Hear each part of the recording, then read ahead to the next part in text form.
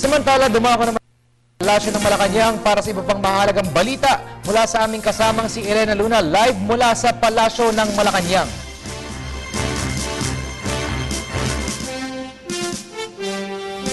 Maraming salamat, Sandro. Paggugol na matuwid daan sa kasaganahan. Ito ang tema ng binuong panukalang batas ng gobyerno para sa susunod na taon. At ang mga detalye ng budget na ito ay ibinigay sa amin kanina ni Budget Secretary Florencio Abad sa isang briefing sa kanyang tanggapan. 2.268 trilyong piso. Ito ang kabuuang halaga ng panukalang 2014 national budget na isusumite ni Pangulong Aquino sa Kongreso sa isang linggo matapos niyang ilahad ang kanyang SONA sa Lunes. Mas mataas ito ng 262.1 billion pesos o 13.1% kumpara sa ginugugol na budget ngayong taon. Katulad ng 2013 budget, pangunahing paglalaanan ng budget ang social services kasunod ng economic services at general public services.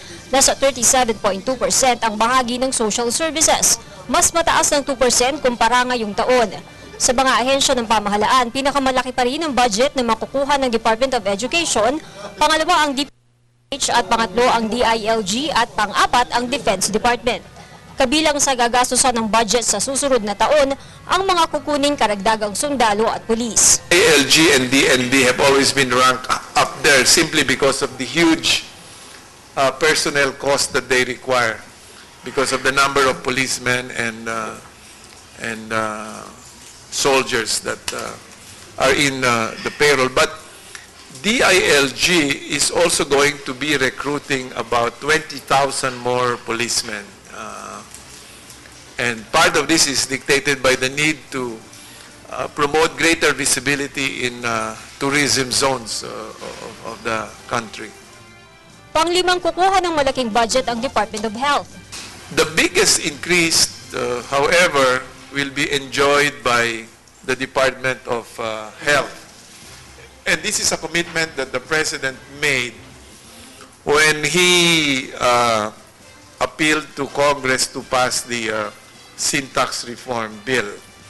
And therefore, the budget clearly and emphatically makes this with an increase from almost 60 billion last year to about 87.1 billion this year.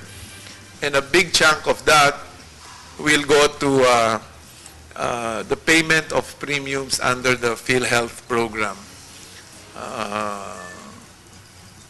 About 35 billion pesos will go to the payment of premiums for all poor households in the country. And we have not only covered all of them 100%, but we also doubled the premium so that their coverage is wider and deeper. Pang-anim ang Department of Agriculture na tututukan ng irigasyon at mga farm-to-market road. President directed the DPWH to take charge of all infra implementation, including farm-to-market roads. And Secretary Singson has already directed that there will be a uniform specification for all FMRs. They will be 5 meters wide, 8 inches thick. Any place where you are going to construct FMRs. And the President has also emphasized that all FMRs are going to be paved. So we are not going to invest money in simply asphalt overlay or graveling of FMRs. Pang-pito naman ng DSWD na palalawigin ang sakop ng Conditional Cash Transfer Program hanggang high school. Kasama rin sa top 10 departments ang DENR at Department of Agrarian Reform.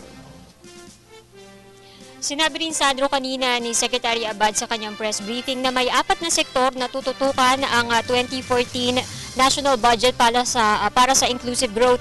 Ito ay ang sektor ng agrikultura, turismo, manufacturing at fisheries. At yan ang ating balita mula dito sa Malacanang sa tulong ng RTVM. Ako si Elena Luna para sa Telebisyon ng Bayan. Maraming salamat sa iyo, Elena Luna.